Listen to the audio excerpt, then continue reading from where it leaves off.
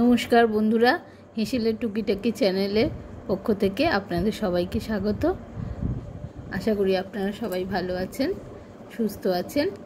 আমিও ভালো আছি।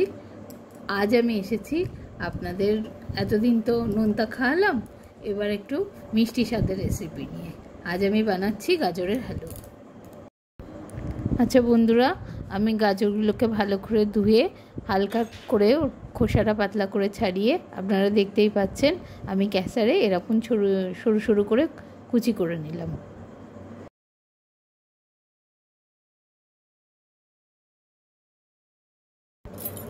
বন্ধুরা দেখছেন তো, আমি এভাবে সব গাজরগুলো কুড়িয়ে ফেলেছি।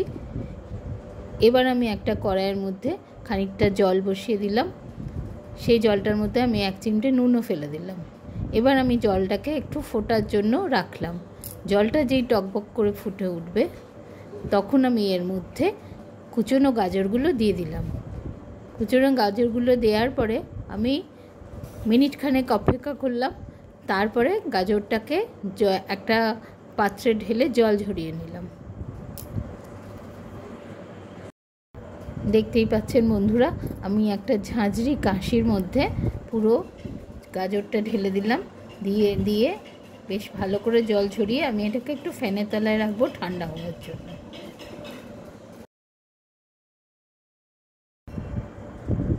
বন্ধুরা এবার দেখতেই পাচ্ছেন আমি খানিকটা গোটা কাজু আর কিশমিশ নিয়ে নিয়েছি। আচ্ছা, কাজুগুলোকে আমি একটু ছোট ছোট করে টুকরো করে নিলাম, কিশমিশগুলোকে আমি আস্তই রাখবো। এবার আমি কড়াইয়ের মধ্যে খানিকটা ঘি দিলাম। ঘিয়ের মধ্যে আমি একটু বড় এলাচ ফোড়নে দিলাম। বন্ধুরা আপনারা দেখতেই পাচ্ছেন আমি বড় এলাচটা দিয়ে দিয়েছি। এবার একটু ঘিটাকে গরম হওয়ার জন্য রাখলাম। বন্ধুরা দেখছেন আমার ঘিটা গরম হয়ে যাওয়ার পরে আমি কড়াইটা ধরে একটু ঘিটা চারিপাশে স্প্রেড করে দিলাম। তারপরে আমি আমার সেদ্ধ হওয়া গাজরগুলোকে এনে কড়াইয়ের মধ্যে দিয়ে দিলাম। একে একে গাজরগুলো দেখেছেন আমি সব গাজরগুলো দিয়ে ফেলেছি। এইবার ওই ঘিয়ের মধ্যে আমি গাজরগুলোকে হালকাভাবে নাড়াচাড়া করতে থাকবো, যাতে গাজরের একটা গন্ধটা, যাতে স্মেলটা চলে যায়। আমি প্রথমে তো সেদ্ধ করেইছি, তার জন্য খানিকটা গন্ধ চলে গেছে। এবার বাদবাকিটা আমি ঘিয়েতে নাড়াচাড়া করতে করতে গাজরের যে একটা গন্ধ থাকে, সেই গন্ধটাও অনেকটা চলে যাবে, আমার ঘিয়ের স্মেলটা চলে আসবে। বন্ধুরা দেখতে পাচ্ছেন আমি একটু গুঁড়ো দুধের 2টো প্যাকেট ছিল, আমি সেই প্যাকেট 2টো কেটে ওই গাজরের হালুয়ার মধ্যে ছড়িয়ে দিলাম। আপনারা কনডেন্স মিল্ক দিতে পারেন, কেউ ক্ষীর বানিয়েও দিতে পারেন। আমি তো সম্পূর্ণ ঘরোয়া পদ্ধতিতে জিনিসটা করছি, আমার ঘরে যা উপকরণ আছে আমি তাই দিয়ে, সেই জন্য আমার কাছে গুঁড়ো দুধের প্যাকেট ছিল, আমি সেটা তার সাথে মিক্সড করলাম।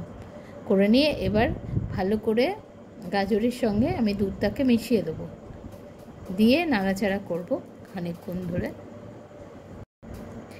এবার আমি রুম টেম্পারেচারে রাখা খানিকটা দুধ অ্যাড করলাম। আপনারা দেখতেই পাচ্ছেন আমি দুধটা অ্যাড করার পরে খানিকক্ষণ গ্যাসের ফ্লেমটা মিডিয়ামে রেখে এটাকে দুধটা একটু মজে যাওয়া অবধি অপেক্ষা করলাম। এবার আমি এর মধ্যে চিনি অ্যাড করলাম। চিনিটা আপনারা যে যেমন মিষ্টি খান সেইভাবে দেবেন। যাদের চিনি খাওয়া বারণ তারা এর মধ্যে গুড়ও অ্যাড করতে পারেন।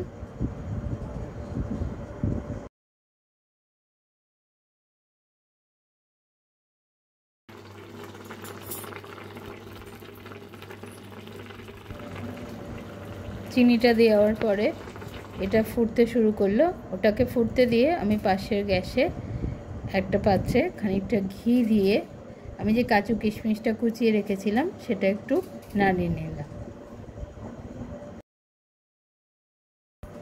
আপনারা দেখতেই পাচ্ছেন আমি ঘিয়ে ভেজে কাজু কিশমিশটা গাজরের মধ্যে ঢেলে দিলাম, ঘি শুদ্ধই।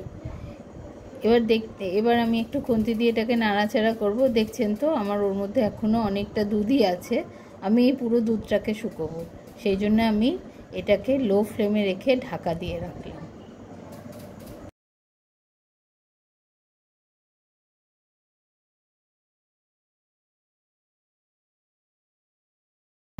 হ্যাঁ আপনারা দেখতেই পাচ্ছেন আমি আসলে অতটা ঘড়ি ধরে জিনিসটা করিনি।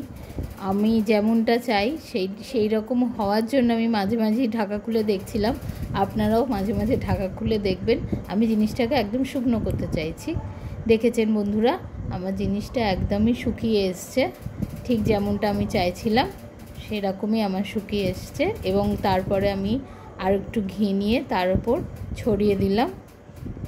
ঘিটা চারিদিকে ছড়ানোর পরে আমি ঘিয়ের গন্ধটা যাতে পুরো আমার যে জিনিসটা তৈরি করেছি তার মধ্যে ছড়িয়ে যায়, সেই জন্যে আমি খানিকক্ষণ এর উপর ঢাকা দিয়ে রাখবো।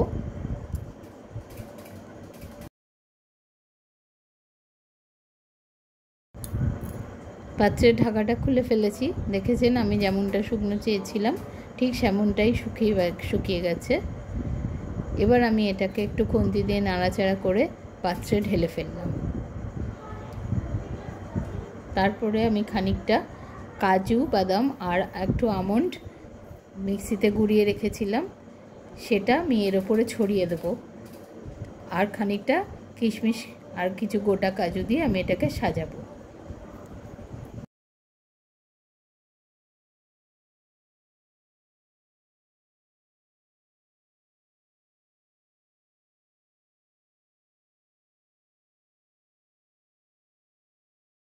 ধন্যবাদ বন্ধুরা।